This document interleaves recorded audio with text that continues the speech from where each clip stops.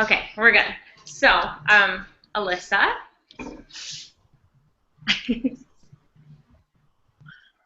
McKenzie. There we go. Oh, Randy, I don't know. You guys were cutting out. Sorry.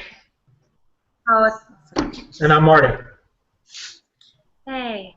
Okay, so I will start and tell you guys the specific video that I'm going to focus on. I tabbed it too, so I can send you guys the link. So like later, if you want to look at it, you can. It is called. Sorry, I put it up on my paper. So it was called Video Teaching with Technology, and it was called The Right Way because the teacher's name was, I assume, Mrs. Wright, so it was like W-R-I. Anyways, basically the lesson that she was doing was just a grammar lesson, but she was incorporating a bunch of technology into it to make it more interesting for the kids. And she had them working in partners, she had them working as a whole class, and she had them working independently. And the resources she used, each of the students, it was a second or third grade classroom, but each student had their own MacBook, which I haven't seen that in a while. Usually it's like Chromebooks or something, but each had their own MacBook, and they used a program called Socrative, and they used Edmodo. So I was more familiar with Edmodo, but I wasn't really familiar with Socrative. Have you guys heard of that before, Socrative? I think it was on our list. Was it? Okay, so I didn't really explore it very much, but basically it's like a quiz tool, which I would assume is like, oh, I forgot the name of the other one some of you guys use, Kahoot or something like that. But it basically, she makes her own little quiz as they're like learning, and then they can see it on the screen, and on their MacBooks, they can like click the answer that they think is correct. But before they click the answer, she made them work like with a partner and talk about what they chose. And then their scores, like unanimous or anonymously, sorry, so they weren't like called out, but their scores would pop up on the screen in like a bar to show like how many of the class thought this answer and then how many thought this answer. And then they could talk about why they thought maybe they were right or wrong. And then she used Edmodo later to put like the charts that she used in the classroom, videos, questions, quizzes, stuff like that, that the students could do later in the day independently or at home, and they could just like kind of reteach themselves what they were learning through the day. And the coolest part to me about Edmodo, I didn't realize it did this, was that when they do the quizzes, it gives you all the scores, like it auto corrects them for you, so you don't have to like do anything. It just like gives you all their scores and what they thought for each answer. And the most I felt like the most effective part of that lesson was one, the students were super engaged, and then two, they were helping each other, correcting each other, and like validating why. And then also because she said, since she's able to see their scores so quickly and giving them like pre-quizzes and stuff, she's able to kind of intervene before they get to the final test and like completely fail, basically. So she's able to like pull them aside when she notices some of the students are struggling, just based off of like their information off Edmodo and their information off that little quiz that they took. So I thought it was pretty cool, and I don't know if I'd really change anything because I liked that she got maybe get them up and moving a little bit more. They were sitting for a while, kind of like I get really antsy, so I'd want to move around. But other than that, I thought it was an awesome lesson. Sorry, it was a lot of talking. Cool. Perfect. All right. Who knows? All right, I'll go next. So I looked at a fourth grade social studies lesson online, and I love the way the teacher, like, well, first of all, you could just tell she had like super good relationship with her students. So basically, she could tell them, today we're going to watch paint dry, and they would be excited about it. Like, the environment was just a really cool environment. But they started off by doing a in-class poll where each of the kids had the little clicker, and she asked them their prior knowledge. So the overall lesson was on national parks. And so she asked them, who had heard of one? Have you been to one? Which one have you been to? And so forth, as kind of like the introductory hook. And they were cheering like it was the World Series or something. Like they thought it was so cool that they could push the button and like see it on the screen. And so I loved that because it was an immediate feedback for her. And then interviewed afterwards, she was like, it was great for me because I could see immediately, are they tracking? Do they understand what I'm talking about? And the questions kind of, got more difficult and more academic as they went on. And so then she obviously introduced national parks, and they focused solely on Yellowstone. And so the next portion of the lesson was each kid with Chromebook, and she had a specific website that it did mention, but was able to do a virtual field trip with the kids. So she would have all the kids at the same time. Okay, kids, click on the visitor center, and they would click on the visitor center, and it showed the screen like walking through the national park. And so she said they absolutely loved it, and she got super positive feedback from it. Kind of like what Alyssa said, I was thinking about the lesson if I were to teach it myself, and I feel as if the kids, there was kind of a dull towards the virtual field trip, because whether the Wi-Fi was slow or anything like that, it was a little bit disconnecting, because it didn't, I mean, it's cool, but it doesn't feel like you're actually there. And so she had to kind of encourage them, like, it's okay, just for it to load, or it's okay, it'll get there eventually. And so I think I might try and do something a little bit more hands-on, whether that be, recreate a monument found at the national park, or show me something that stuck out to you by using technology to research it online or something like that. But like I said, it was a super fluent lesson, and she was able to really connect with them. And then at the end of the lesson, she did the clickers again to kind of see what they had learned from it, and the whole class scored 100%. So it was just a cool way to see that was something for them to really engage with, and because it was kind of like a game for them, they were able to really kind of grasp what she was trying to get across. So yeah. Got a question, McKenzie? Yeah. On those clickers, was it already set up, or did she make that quiz, or did you see that process? Yeah, that's actually a good point. I was thinking about that as well. She didn't really explain that. And so I think how she was talking about it was like it came with the clicker almost. Yeah. The clickers were like white and pretty big, and they had numbers on them and letters, so either 1, 2, 3 obviously, or A, B, and C. And so I couldn't see it from the video, but at the top of the clicker was a brand name, and so she talked about it as if it came already paired.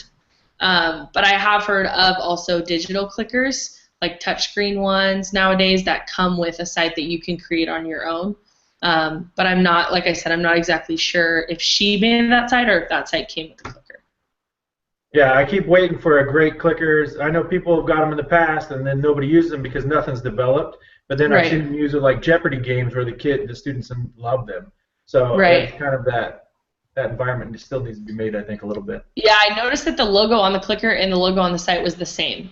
So I couldn't see exactly what it was, but it looked like it was the same company, same site. All right, thank you. Yeah.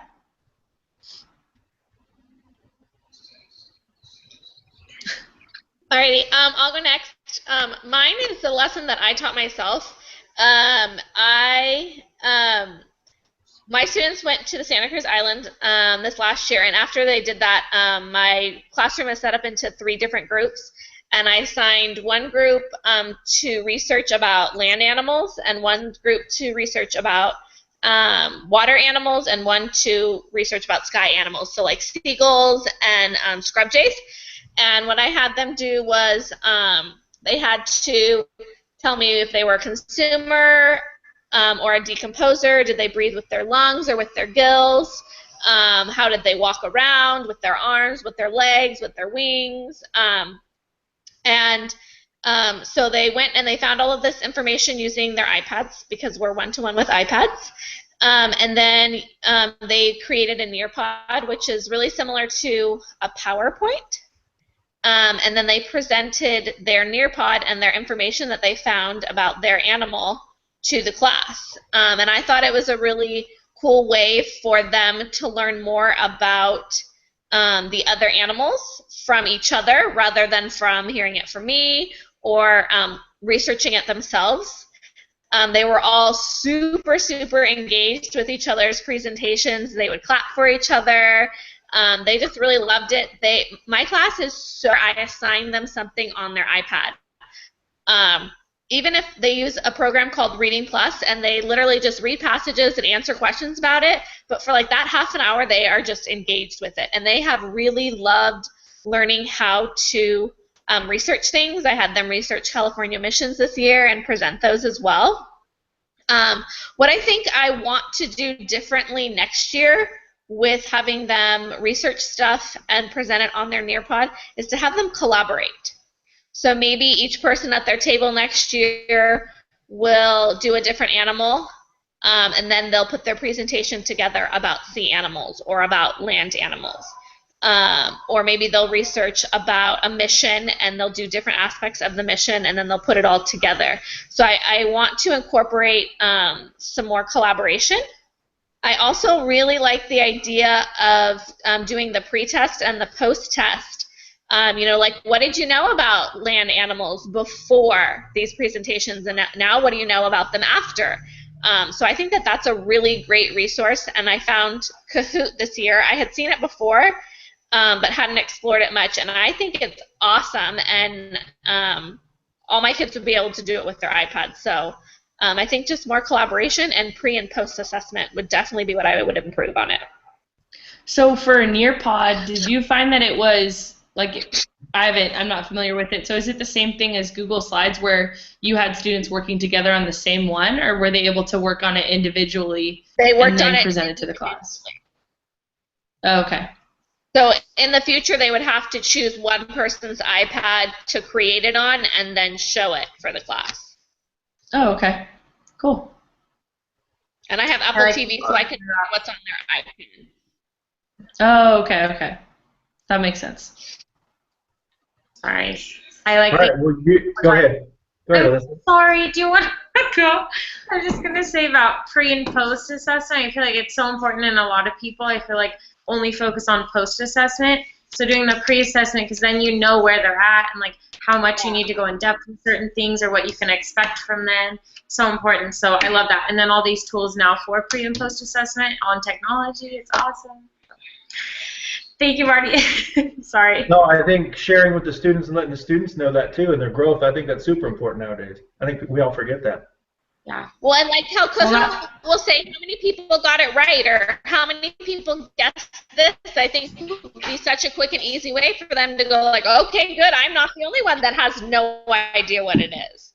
You know? And then the immediate feedback, the visual aid lets them see immediately, like, okay, all of us got it right, or okay, half of us need to get it right or do better. But the pre and post, like you said, with the visual aid, it's almost immediate. I mean, they can see it just as well as you can see it, like, okay, do I need to reassess and reteach it? Or are they encouraged just as much as I'm encouraged by the subject with, like, the bar graphs that happen with those clickers that I was talking about? Take it away, Marty. All right, here we go. Okay, so it's not as fun as Randy's, of course, because it's math. Do high school math. Had a great teacher today. She's been doing it a long time, so she's really, really good at math. And I think sometimes people forget, students struggle. So it was online and in the classroom. So she was doing both. So literally the people had Chromebooks around them. They could watch the lesson, the math lesson, on the Chromebook and live. And then there was people at another site, and there were actually students at home. So they used Adobe Connect, and it's kind of like the Google Hangouts. But imagine now that she has a whiteboard screen right in front of us next to your face. And then also she could pull up documents where they would have the math questions at the same time. So it's basically what we're doing, but also being able to do all that with math. And a little chat box on the side where people at all sites could chat and not interrupt, but yet ask questions as they went. So it was pretty brilliant. The students responded that way. They responded in class. They actually turned it in and upload it into a website that she gets to see. The nice thing was that they get to do a review of their chapter or whatever. And the review could be a PowerPoint, some of them did just a poster board, some of them did different documents, and they could take pictures of them, send them in. So it was all online through that. Everything that was turned in, it was pretty fantastic. Let me think. The only concerns I had was the students are like McKenzie right now with earplugs in. And so also on their laptops is Spotify. So I don't know how many of them are really paying attention and listening to half of that. So they're real quiet, they're not doing anything, they're so behaved, but then I question. In my classes, what I would do and what I like is a lot more interaction with the students. And with the small group setting that she had, I would have them working together and discussing all those problems, which we didn't do. So I think that was the one take from it. Also in the future, She's got it online where she did a ton of work and she put it all in manually so they could get to it. But I talked her into that program because it was all pretty clean. But next year she can actually put it in the program to where it's like your program and it gives them immediate responses for their answers, incorrect or correct. So a few little changes and I think it'll be fantastic all the way around. And that's it. Awesome. Back to you, Alyssa. No, sorry. No, and while you were talking, I thought of something, and then I didn't want to get distracted. Like, something you said, I didn't want to get distracted, so I stopped thinking about it so I could pay attention, and then I forgot what I was going to say. It had something to do with, like you were saying, okay, so I love incorporating technology and everything in the classroom, but I want them to still, like, socially interact. So, like, what you're saying is having them, like, you know, buddy up. Like, this one teacher I watched on the video I was watching, I loved that. Like, she had them working as a whole class. She had them, like, pair up with buddies, but as well as using technology. So that's something, like, I really appreciate that you noticed, too, that, like, you would add that. Because that, like, social, I mean, I wish I could, like, hang out with you guys because we're, like, always just on the screen, but there's something to say about, like, social interaction, too, for the kids. So, right. Yeah, that's it. Yeah, my students are probably some of the happiest math and science students, and they love it because I let them work together all day long. Yeah. And it takes a little bit of practice because they need to know that it's not a playground. But once you establish that and you say, hey, you can do this with your friends, they end up loving it so much and doing so much better than they ever would have. I highly recommend it. Absolutely. That's so awesome. With a laptop in cool. between, it's hilarious. Well, I think we covered everything, but is there anything else anyone wanted to share or questions like he always says? Let's go down the line. Yeah, I know. Anyone recap? I think overall it's just like important from what everybody's been talking about is the idea that, you know, incorporate technology, get the students engaged, but also make sure that at the end of the day they're taking away content from it and not just, you know, playing with iPads or doing something like that where it's interactive and engaging, but also allowing them to really grasp content material. So I feel like each of our lessons were different and they didn't all seem super similar, but at the same time there was some sort of hook and some sort of way for them to really wrestle with a concept. So I think it's cool that, like, I did social studies, Marty did math. There's like a differentiation with technology because I think a lot of times it's like, oh, just have them watch a video.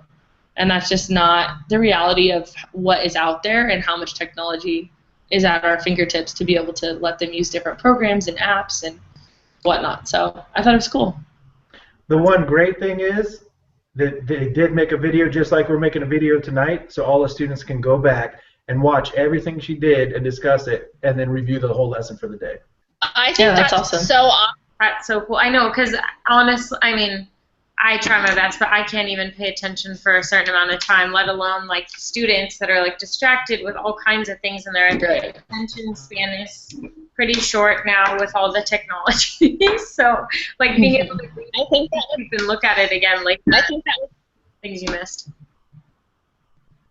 I think that would come in super handy with my kids. You know, we learned long division in 4th grade, and that has so many steps. And so for them to be able to go back, and it's like, okay, what's the next step? Okay, now what's next? You know, and to hear and see me walking them through doing multiple problems like that, I think would be so beneficial. And then if they at their own pace, because they can do it at home or at a separate time and, like, watch it as many times as they need to understand it and not, like, be embarrassed in class, like, I still don't get it or I have a bunch of questions, and then you can, like, meet the needs of all the students that way too. That's so cool. Love that idea. That could be your number 5 assignment, Randy, is long division for all the kids, and they go watch you afterwards. I like that. What could be Marty? What could be my number 5 assignment, Marty? Thanks, Marty. What do you think, Hey. What do you like to use? Like, what's, like, an app or something we've talked about that you think would actually be beneficial for you? Are you talking stands to out, me? McKenzie? Who are you? Well, McKenzie, you're still looking. Sorry, McKenzie, just because she asked what she should do. McKenzie, you're Okay, still yeah. looking for a teacher job, right? Yeah. So that could be your assignment, is how to find a teaching job, and do a little video or do a little whatever and all the websites, and do a whole little what am I looking for? What's the word? But a whole group of websites you could do, where you need to go, or seminars you can see, or whatever. EdJoin is a great one to look at. EdJoin is everywhere. You can do a campaign on EdJoin. You could do like a tutorial for EdJoin, like how to get around EdJoin, or like how to find the right listing, stuff like that. I don't know. It's up to you. But those were great ideas. Yes. Love it. Awesome. I was mostly joking when I said that, but I love that you all were like, oh, you could do this. We're super helpful. Yeah. Love it. Love the encouragement. All right. Well, alrighty. Well, did we do good? I think we did good. Together. Yeah. I think that we're definitely all walking away with new resources, like always, but I was like, I swear I have to have heard of almost every teaching resource every time we do something, but I still hadn't, and I heard about this in my video, and then some from you guys, so definitely walking away with more resources, which is fabulous. But, are we good? Anything? All right. Thank you, ladies, very much. See you guys online. Have a great evening. All right, sounds good, and I'll share the link with you as soon as I stop the broadcast. Okay, perfect. Sounds good. Thanks, Alyssa. You're welcome. Bye. Bye.